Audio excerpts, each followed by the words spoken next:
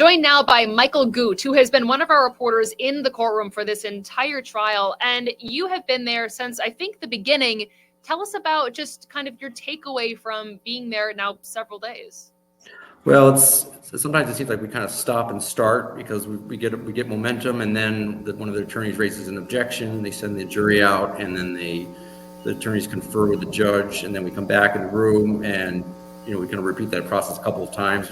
But now we're getting into the nitty gritty here. We had testimony today from the gun expert, and that's central to one of the defense's arguments that the gun that Monahan had was defective and it discharged by mistake. So.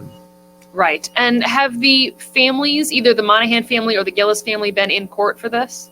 Yes, the Gillis has a sizable contingent of friends and family. The father's been there pretty much every day.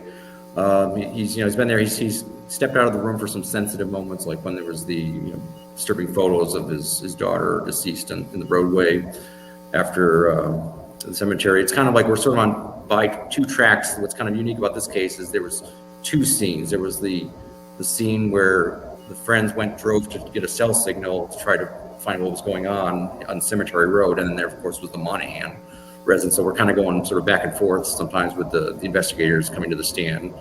And but now today we were pretty much focused on the guns, like I said. Right. That is an interesting case with the two sort of scenes. What has been your takeaway from what the witnesses have said? Do you feel like the jurors might be leaning one way or the other yet?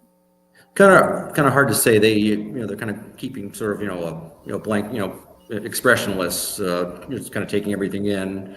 It was notable. They showed two autopsy photos. They show them to the jurors. Everything else in the trial, they've been putting it on the projector so you can see like the photos. But the autopsy photos with the gunshot, when they just showed it to the jury, and they just held up to the jury, not to the audience. Well, Michael Goot, one of our reporters who have been in the courtroom for this trial. Thank you so much for joining us. Oh, glad to be here. Thanks, Rachel.